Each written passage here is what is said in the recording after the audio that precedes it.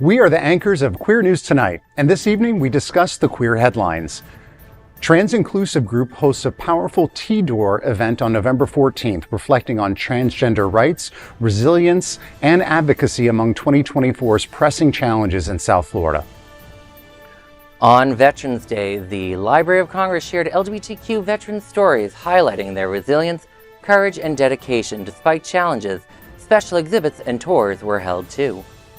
Dr. Amanda Calhoun advises LGBT individuals to prioritize mental well-being and set boundaries with Trump-supporting family members this holiday season.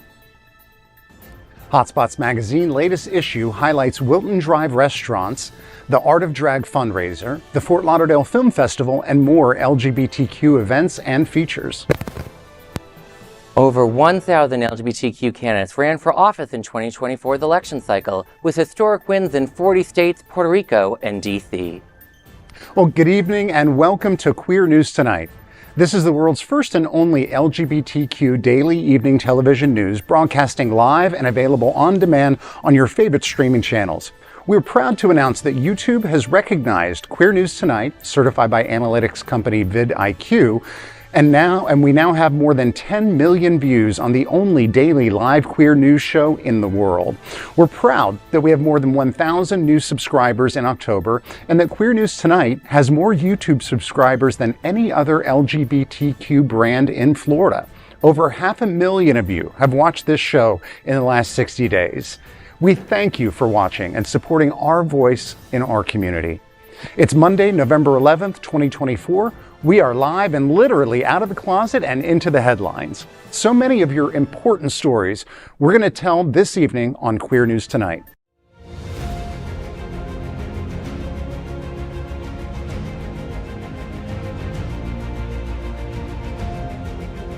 This is the world's first live daily LGBTQ evening news show, literally out of the closet and into the headlines on Queer News Tonight.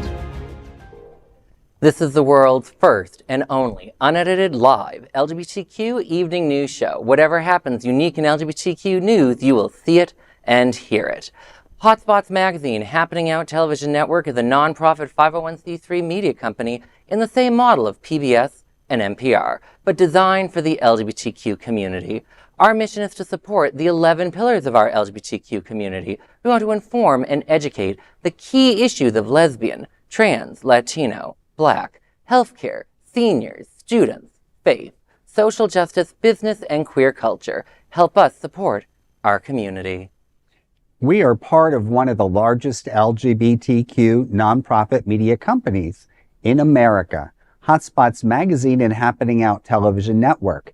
In 2025, our magazine is celebrating 40 years of the LGBTQ experience, and our television news, talk, and entertainment shows support our mission to educate the LGBTQ and broader community. Well, let's meet tonight's anchors on Queer News Tonight. We'll start by welcoming Alex Morash.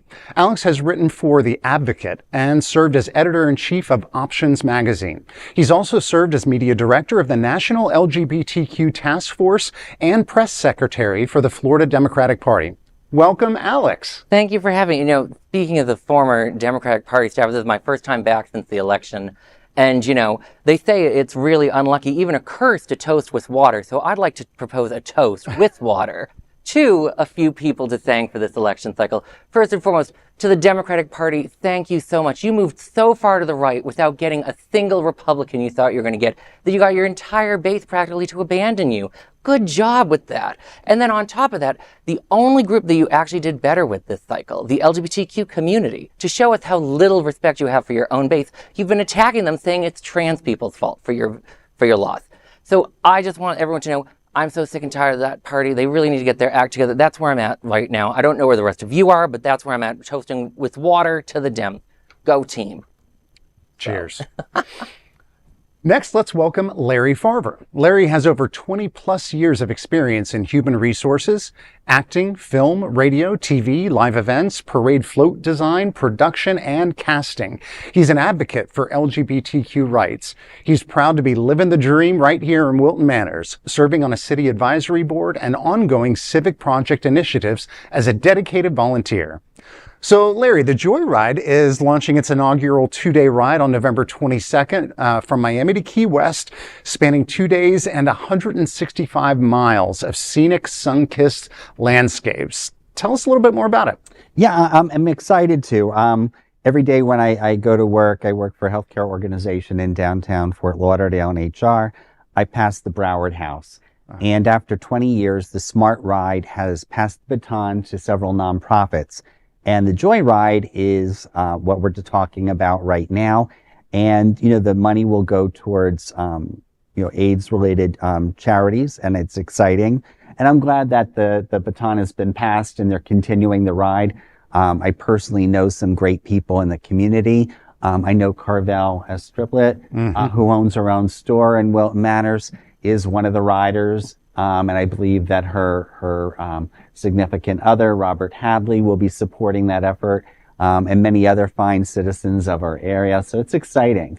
I think, one of my bucket list items, I hate to even say that because I'm going to be around hopefully to at least 100 or more, will be to eventually do that myself. But I realize it does take a lot of training, but it's exciting. And I finally live in a place 5 years in from New York and New Jersey where there are no hills. So I think it would be a lot easier for me. But I realize there's some serious training ahead for Larry Farver if he participates. So. Well, and you've got the connection to Carvel. So I think that's she can give you some good advice, the right equipment. Yes, make sure my bike's ready to go and she can be my pit stop mechanic. I love it too. So, no, but seriously, please check it out. Please donate.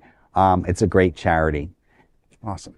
And of course, this is today's lead anchor, Mark Pettitt. Mark is a pioneering traveler and coordinated the very first gay pride parade ever on the continent of Antarctica. He is a former Mr. Sawmill leather sir, and he and his husband run linksbyluke.com, a chainmail, harness, and pride accessory shop. Mark, the holiday shopping fair is organized at the South Florida Fairgrounds from November 23rd through November 24th. Tell me, what's happening? Well, what's happening is that you do not need to get behind in your Christmas shopping and be waiting to the last time. This would be like one day that you could just walk through, and I guarantee you find something for everyone. Links by Luke will definitely be standing out a little bit with our chainmail and custom kind of work. And I think that's one of the most exciting things when you get one of our pieces. It's fitted to you. Well, it's absolutely gorgeous. And I Tell me more. Yes, absolutely. Now, did you wear some of your pieces? And you have to tell us a little bit about your headlining the first gay pride parade in Antarctica. Mm-hmm. We need to know. I did that back in, that was in 2018. It had never, ever been done before. And I was going there for really just an adventure trip with a gay travel group, kind of much like the Happening Out, like we have our own kind of gay travel group. It was a trip like that. It was the one thing about the trip that actually made it affordable was, wow, that there was a big group going. That's amazing. Yeah. I looked it up and it had never been done. I'm like, well, let's do it. Did you do it by foot or did you have sleds? No, actually on foot. Wow. On the continent of Antarctica. That's amazing. And we even had some penguins. I'm going to insist that they were gay penguins, although I don't know. But we had some penguins join at the end of it. So, and any Native American Eskimos joining in? I think that's Alaska. Okay. Your website again is Links by Luke. Linksbyluke.com. And you can see a very attractive picture of his husband on there, let me tell you. Well, he's not wrong. Well, you certainly an exciting line of designer wear. I love it. And we'll encourage our audience to check out your wares online. I anticipate the pings. Well, we are the reporters for Queer News Tonight, and this evening we begin with the queer headlines. The LGBT community in South Florida and across America is diverse. Our community across the world is vast, and here are the bullet points for Queer News for Monday, November 11th, 2024. First this evening, Let's queer up trans rights. Trans Day of Remembrance brings hope and resilience to South Florida. November marks a powerful month of remembrance, advocacy, and celebration for South Florida's transgender community, bringing together activists, allies, and community leaders. Trans Inclusive Group is rallying support for trans equality in Florida through a series of events. On November 14th, the community is invited to a reflective evening of discussion on transgender rights and resilience at the Our Fund Foundation Auditorium in Fort Lauderdale. Moderated by Nick Harris, the panel will include key figures like Nastasia Buchanan of Trans Inclusive Group, the mental health clinician Chris Harris, and Regina Gerbier, a transgender activist and educator. The next scheduled event is on November 20th. On this day, Trans Inclusive Group, Ariana Center, and Trans Social will hold a T-Door March at Justin Flippin Park in Wilton Manors, followed by a memorial service at the Pride Center at Equality Park. The T-Door celebration will conclude on November 26th with the 10th Annual Transgender Equality Awards. The event will celebrate trans advocates, healthcare providers, and community organizations working toward transgender equality. The award ceremony will be hosted by Missy Miyake-LePage. More details can be found at transinclusivegroup.org. Well, I'm really interested to hear what you guys have to say about this story. In my opinion, I think that this could not be a more important story. Trans rights really are queer rights, and I think that's probably obvious to everybody out there. But trans rights are also gay rights. You can be both. Trans rights are also straight rights too. I mean, gender identity flows through every sexuality. That's very true. I agree with you. And, I think that we need to educate, and I can't say that enough. I'm very privileged to have come down here and had the opportunity to be introduced to Candace Kane and Dan Davis of Marriott's Mary Productions. And I've gone from being a background actor and extra to being an associate producer working with these fine women. And I can't imagine the world without their talent, their light. But I've met so many wonderful people through them.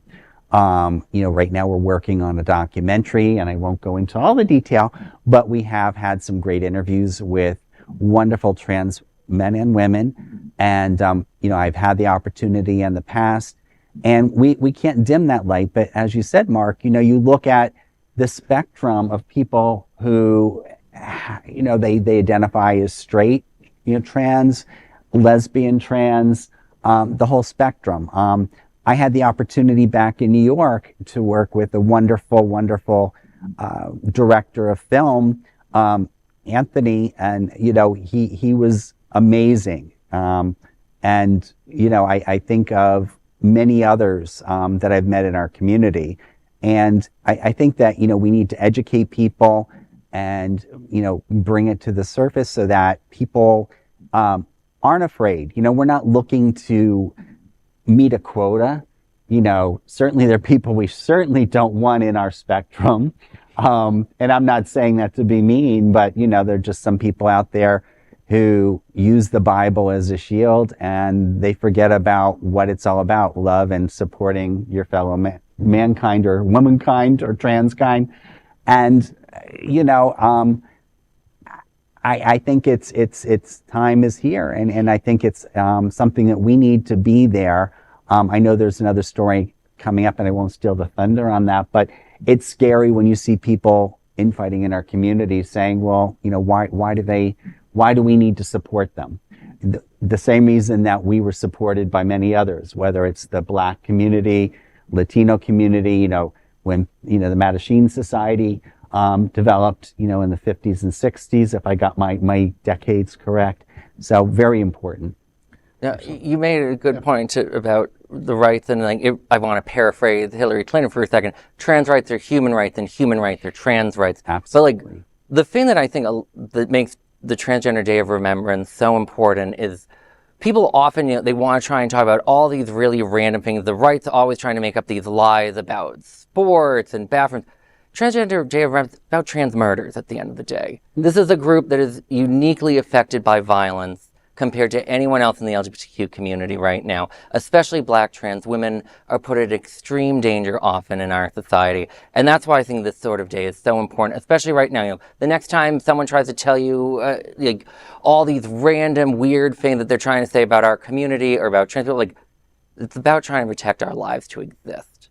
And, you know, speaking of people who have given their life, you know, let's queer up gay culture on Veterans Day. The LGBTQ community remembers queer veterans with help from the Library of Congress. This Veterans Day, the Library of Congress honored LGBTQ veterans by sharing their stories. Spanning from World War II to the present day, these stories highlight resilience in the face of unique challenges. Many queer veterans served their country while keeping their true identities hidden, due to exclusionary policies threatening their military careers.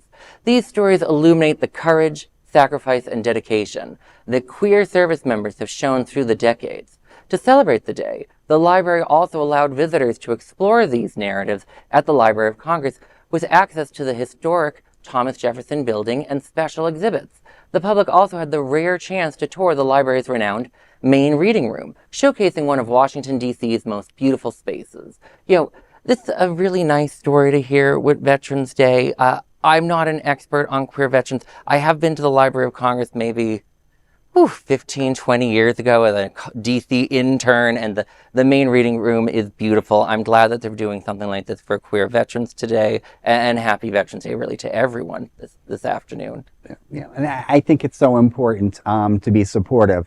You know, there are many stories out there which unfortunately we can't highlight now, but would be great in the future if Queer News Tonight could bring them to the surface or have interviews.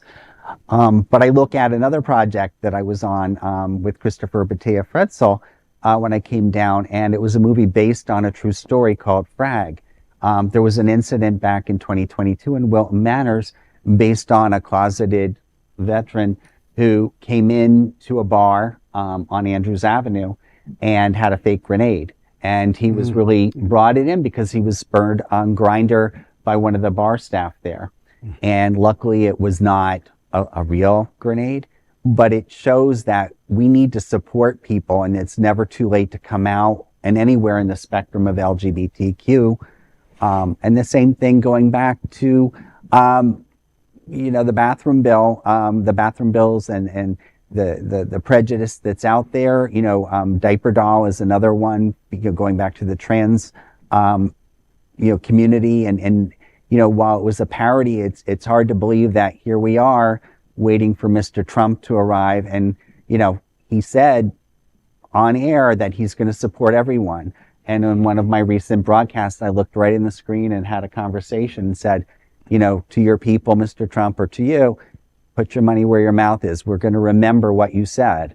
And, you know, maybe we're going to have to rally toward activism to support our veterans. This is exactly where my mind went on this story. Absolutely. Is this same thing able to happen next year? Because you have those kind of words of support from Trump, but so many of these decisions are made by a million other people that are below him, like with DeSantis ruling out the flags that could be flown. Well, so, you know, last time Trump had all these like guardrails on him and an unfamiliarity with the system that is not in play anymore. Though, to get back to that person in 2002, sorry to go with the grenade. That reminds me of like, I don't know what the mental health of that person was, but as someone who's known people that have been to Afghanistan and Iraq, we do need to remember on Veterans Day to talk about mental health of our veterans and how going into a war zone completely messes with your head. A friend, I'm not going to get into too many details, but like we were in P-Town once for Carnival. He went missing.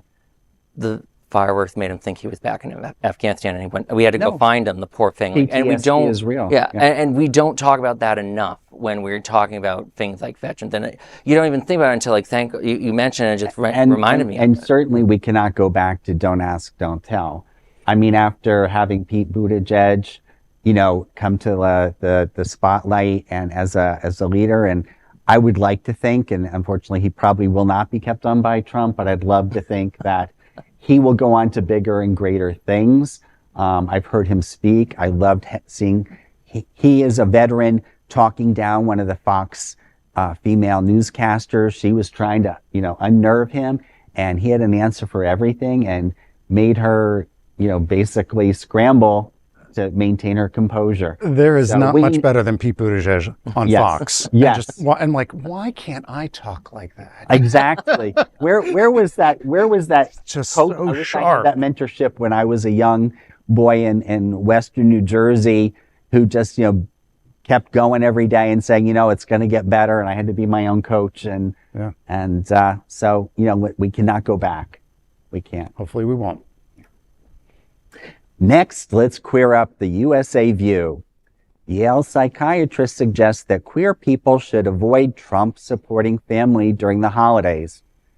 Dr. Amanda Calhoun, a Yale University child psychiatrist, has advised LGBTQ individuals with Trump-voting family members to set boundaries this holiday season. Appearing on MSNBC's The Readout with Joy Reid, Dr. Calhoun shared her perspective on handling potentially tense family gatherings after recent election outcomes. She said, quote, "If you're going through a situation where you have family members or you have close friends who have voted in ways that are against you, that are against your livelihood, then it's completely fine not to be around those people and to tell them why," end quote. She encouraged people to express their feelings openly, adding that they can say, quote, "I have a problem with the way you voted. I need to take some space for me," end quote. This message has resonated with many queer individuals facing conflict with family members who may not support their rights. Dr. Calhoun's advice emphasizes prioritizing mental well-being and self-respect in what can be a challenging season for the LGBT community.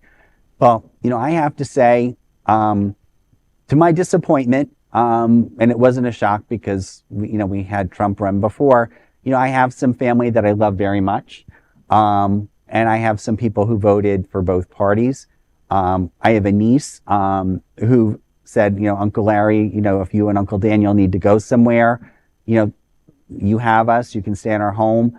That meant so much to me. She's also my goddaughter. Actually, I'm getting emotional over it because, it's just hitting me right now.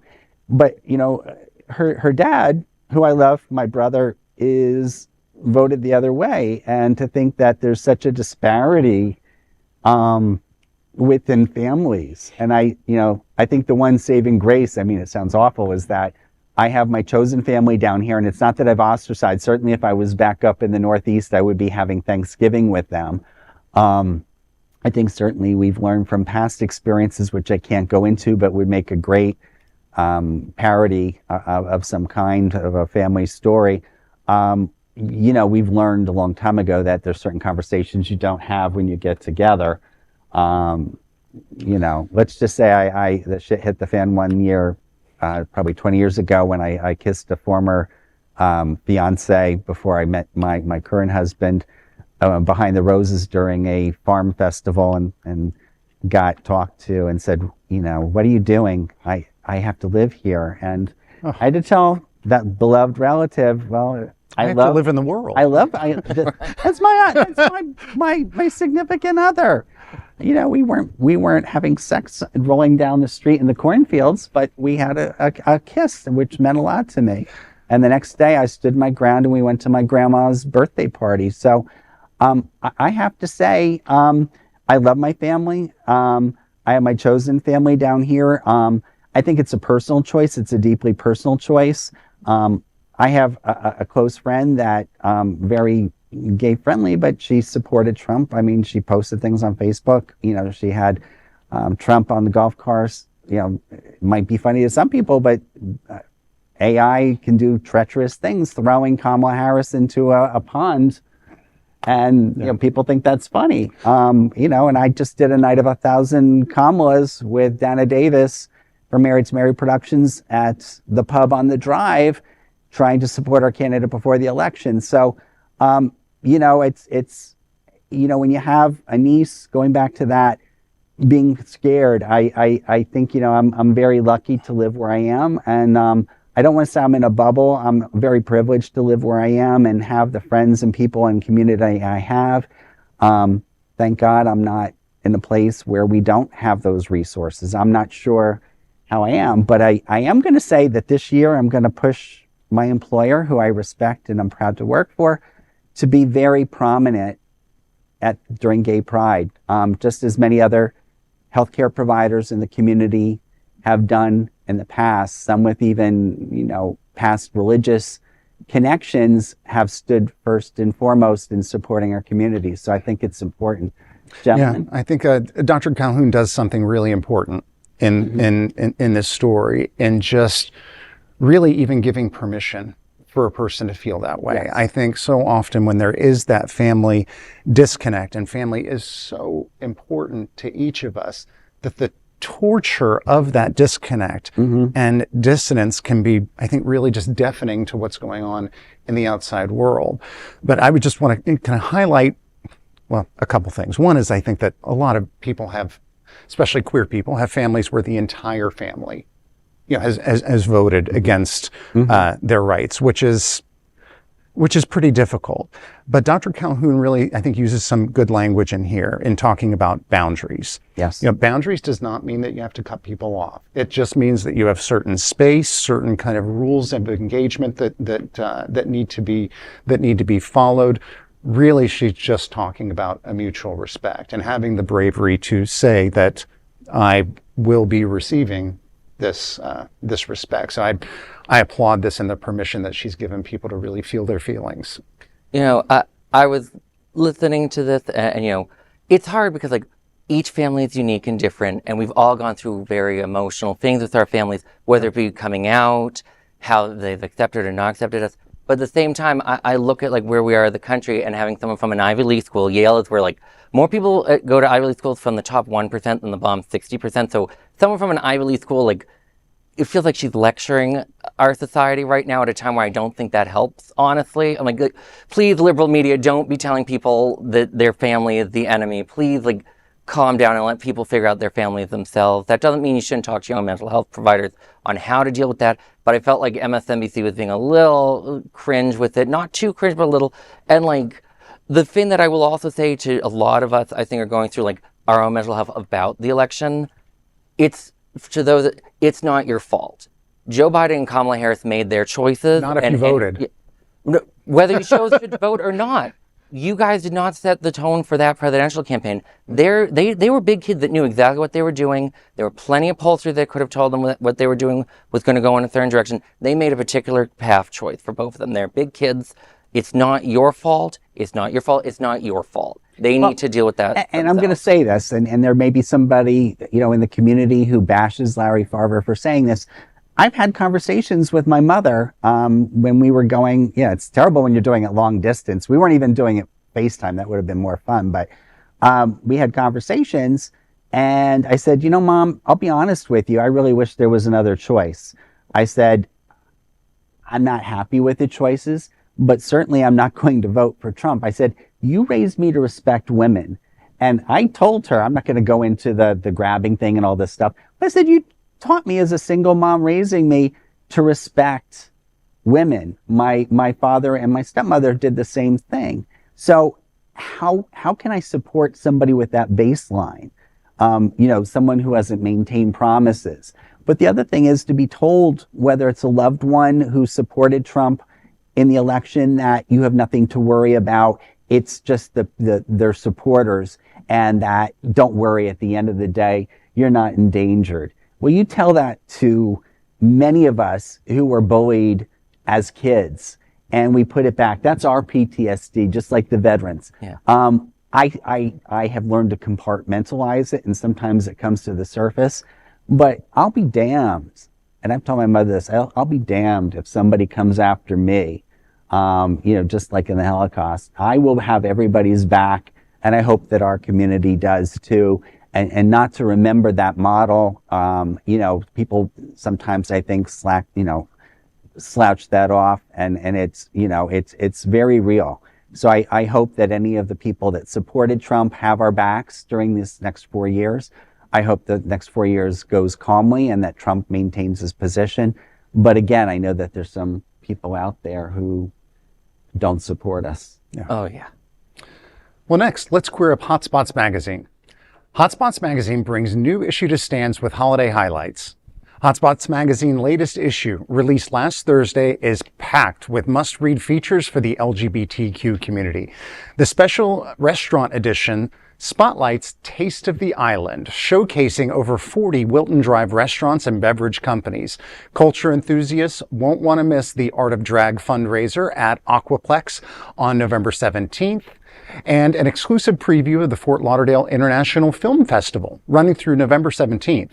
The magazine also has all the details on Mike Ruiz's Mutts and Muscles 2025 calendar and Tony Award-winning The Cher Show tour to South Florida, featuring an interview with actor Tyler Perrung. Lastly, read Chris Azzopardi's deep dive on Zachary Quinto's role in NBC's Brilliant Minds and Scott Holland's revealing interview with Mike Martorell on his Pride Fort Lauderdale resignation. Grab your free copy and catch it all. I do just have to plug here Miss Faye What. She is hosting tonight the Taste event, so we wish you the very best there. We know it's going to go phenomenal.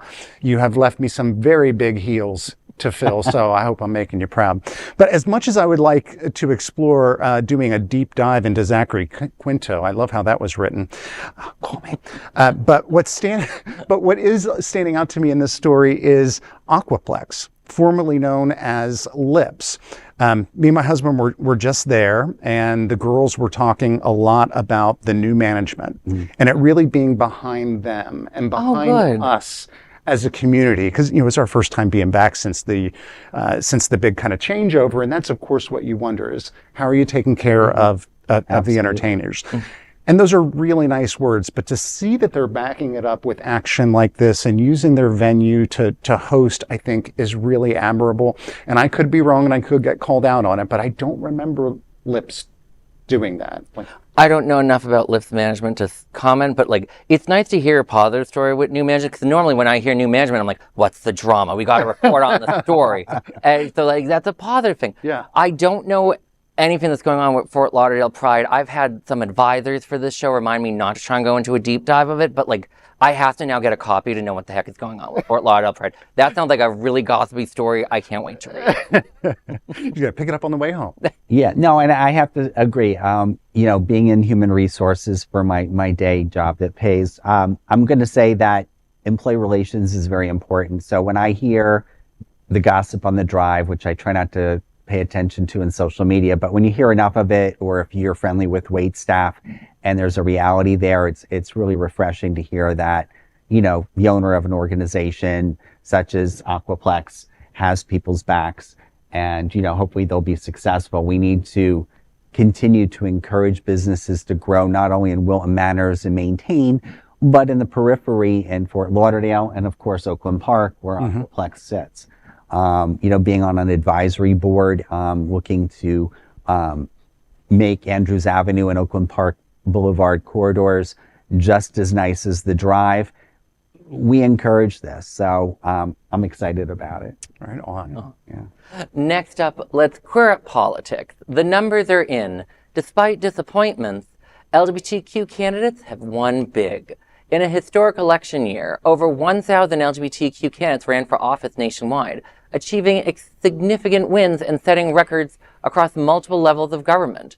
According to the LGBTQ Plus Victory Fund, 668 queer candidates reached the general election, with nearly 80% of their endorsed candidates emerging victorious as of Friday. The candidates ran in all states except Nebraska, achieving wins in 40 states, Puerto Rico, and Washington, D.C. The LGBTQ candidate pool was more diverse than ever, with 37.6% of queer people of color and 15.2% were non-cisgender candidates. Congressional races included 17 LGBTQ candidates. Among them were Delaware's Sarah McBride, who became the first out transgender person elected to Congress, while Texas's Julie Johnson and Washington's Emily Rendell made history as the first LGBTQ representatives from the South and the first queer Latina, respectively. Wisconsin Senator Tammy Baldwin won re-election amidst anti-trans ads targeting her sexuality. At least 1,273 LGBTQ elected officials now serve across the U.S. However, it is still just 0.25% of all officials. With a Republican-controlled government, this increasing representation is critical. I want to start off by first, if I doubt she watches, but like, hey, Sarah McBride, congratulations. She was part of the HRC's communications team when I was the media director at the task force. So we'd see her all the time. Absolute sweetie pie in DC. I'm really happy to hear about her win. Overall, with the elections, you know, I think it shows that if you run a good campaign, especially if you're willing to talk to everyday people, you're going to be more victorious. You know, I was looking at the different races that didn't happen very well here. You know, like there was a transgender candidate in Tampa, Ashley Bundage, who's a very nice person, but like I warned on Queer News Tonight, like, you know, she's coming from she's a banker from a very upper middle class white background. I don't think that's going to play well in an election. And you know, it did not play well electorally on election day, you know, and hopefully more candidates will run that are queer, and especially queer working class candidates, especially. I think we need to see more representation there as well. But thoughts, gentlemen? No, absolutely. And I think it's refreshing that we're lucky, especially in the greater, you know, Fort Lauderdale, Wilton Manors area and beyond, that we have people, in some cases a majority, who sit on commission seats within Wilton Manors. I'm proud to be part of a neighborhood association for the West Side Association, but we have 4 associations, and you know, we all get along. You know, we have heterosexual, we have people of all walks in the community, all, you know, spectrums of color, and I think it's important that you know, we really as a community encourage our community to get involved, and it's part of, you know, activism. One of the things I said on a recent broadcast too is, you know, with the propaganda that's coming out from the right, it's really important to not only get involved if politics is your interest, but our technical strengths as LGBTQ with artificial intelligence. Because I'll tell you honestly, not that I'm afraid of what it can do that's productive, but those people who will use it for evil, and that we need to have people who are literate in artificial intelligence assist our community or assist the world in preventing, you know, the evil people out there from doing what's destructive. Well, I know we've got a long way to go, a really long way, but just how awesome to have a little bit of good Yes. election news towards Yes. this. In going through this last week, you have to kind of keep reminding yourself that there's a Martin Luther King quote where he says, the arc of the moral universe is long, but it bends towards justice. So it might be just 0.24% that we have, but it is bending in that direction. Exactly. And even though that pendulum goes back and forth and does some really big swings, we're in the middle of a big swing, but just remember that pendulum overall is still moving forward too. Yeah. And once again, to Sarah McBride, congratulations on the first transgender member of Congress. Yeah. Next, we are proud of our special partnership with Sunshine Cathedral, the world's largest queer church here in Fort Lauderdale. Supporting that partnership, we are broadcasting from our permanent set here at Sunshine Cathedral at the Happening Out Television Studios. We broadcast Sunshine Cathedral's Sunday International Service at 10:30 a.m.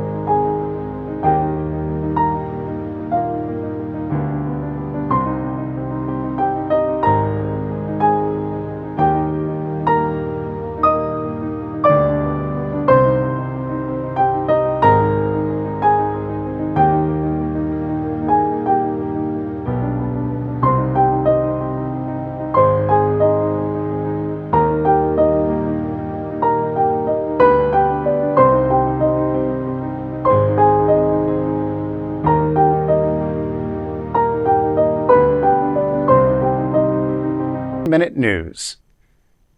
LGBTQ 1 Minute News. Let's queer up trans rights.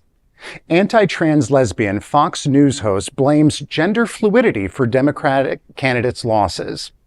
Transphobic lesbian commentator Bari Weiss faces backlash after claiming Democrats lost key races by focusing on niche issues like gender fluidity and defunding the police. Speaking on Fox News, Weiss said, quote, "It turns out that running on these extraordinarily niche issues like gender fluidity or defunding the police feel profoundly out of touch to ordinary Americans." However, many on the internet disagreed, pointing out that neither Vice President Kamala Harris nor other prominent Democrats centered on those issues in their campaigns. Transgender issues were mentioned only once during the Democratic National Convention by Human Rights Campaign President Kelly Robinson, and exit polls revealed just 4% of voters prioritized trans issues. People also pointed out that it was the Republicans who spent $215 million on anti-trans attack ads. How can progressives win again? By looking at what went wrong here, by taking this moment and allowing it not to be a retrenchment of the idea of, half of Americans want a fascist regime. They don't. They want a good life for themselves and their families, and actually looking in the mirror. It turns out that running on these extraordinarily niche issues like gender fluidity or defunding the police or any number of things that people in places where I live get extremely excited about don't actually matter or frankly feel profoundly out of touch to ordinary Americans. So if progressive is about these niche issues that you find on college campuses and in gender studies department, and you want to keep doubling down on that, you're going to continue to lose. Well, I think that this is just so especially ironic, being that these were not actually central campaign issues, which makes me wonder why she's saying that they are and saying that repeatedly. And it's just, I think when you really hate something, you have to continually feed it. It's like a fire. And this is how she's feeding it. So I call on all lesbians heretofore, no more romantic interaction with this Bari Weiss lady. We gotta cut her off where it counts. You're too kind to say the Democrats didn't push it. I did a piece that we talked about on Queer News Tonight of Trump must be stopped, Harris must be resisted because of her complete just abandoning the trans community. Not only was there no trans speaker the first time in 3 Democratic National Conventions, no trans speaker this time. She was actually asked on NBC News if she supported trans people. She ran away from trans people. The Texas Senate candidate, Colin I can't remember his name. He's a loser, I don't remember. He also started talking about, I don't believe in boys and girls sports. Well, good job, man. That really helped you beat Ted Cruz. Oh, wait, you still lost. And, as for Bari Weiss, Bari, I haven't talked to you on Twitter in ages, but you used to be so interesting and cool, and I thought she was going to be the voice of the millennial generation with cool new perspectives, and she's just peddling right-wing stuff at this point. She's just grifting. Come on, girl, stop with the grift. I agree with you, Alex, and I just have to compliment what you both said and just say we need to be very careful too, and we have, we don't have to agree with everything within our community. We have to use our minds. And yes, we want to be cohesive, but we don't have to follow some leaders that maybe get off course, such as this woman. It's embarrassing. It's a little bit horrifying to think that a leader on national news, no matter what your personal thoughts are, that she would use a forum like that in front of millions of people and reinforce a negative.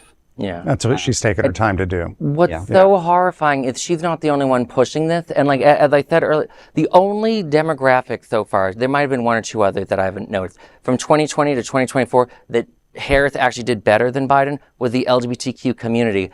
And so many people around the Democratic Party efforts are kicking us in the teeth. This party cannot stop attacking its own base. Wow. LGBTQ 1 Minute News. Let's queer up South Florida and Florida.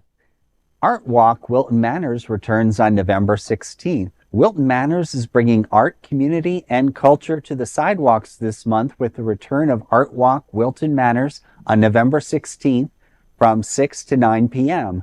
This LGBTQ-friendly event is held every third Saturday from October through May and offers the chance to experience the vibrant art scene. This month's artists will showcase their work at 6 locations, including Island City Smoke Shop and the Dixie Village on North Dixie Highway.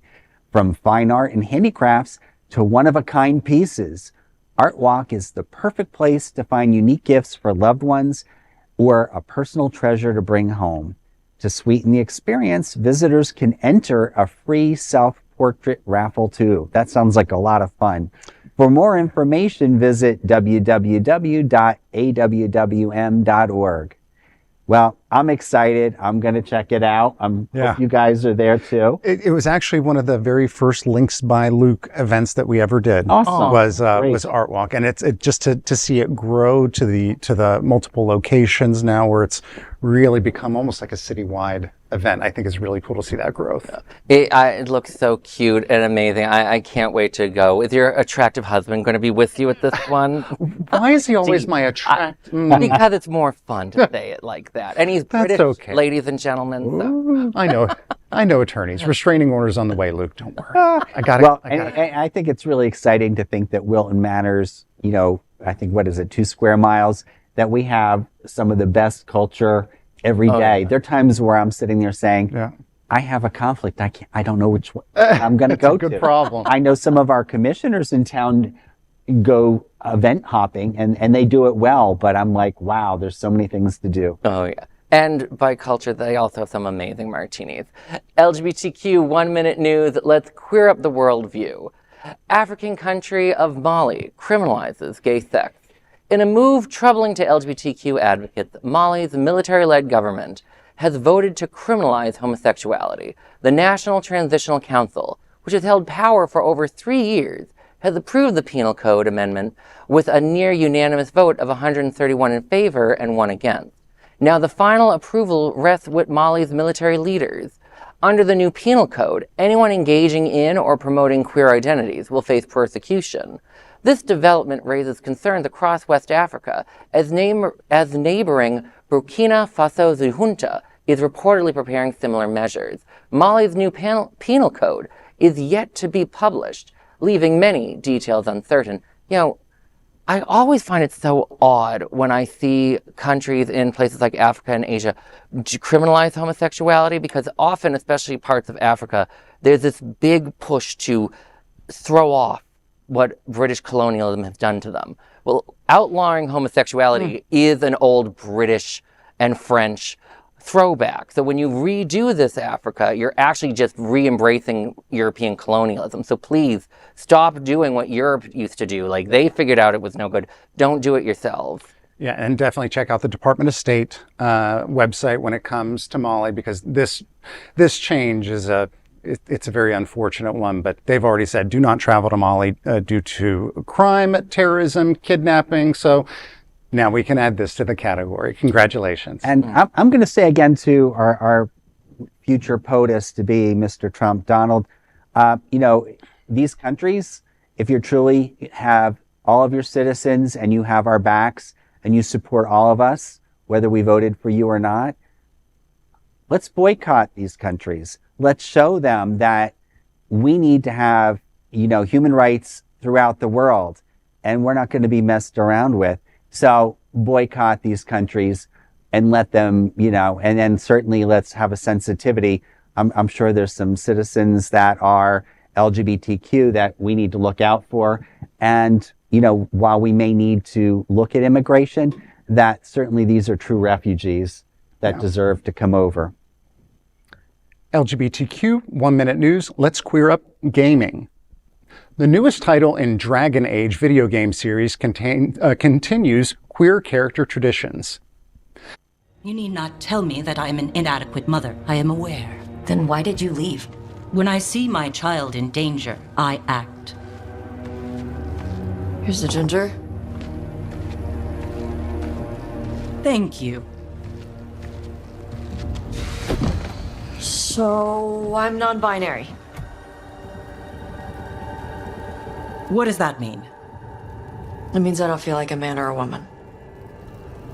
If you are neither a man nor a woman, then what are you? Non-binary. I just said, and I'm going to use they instead of she from now on. If this is because I have criticized your dress or your manners... It isn't!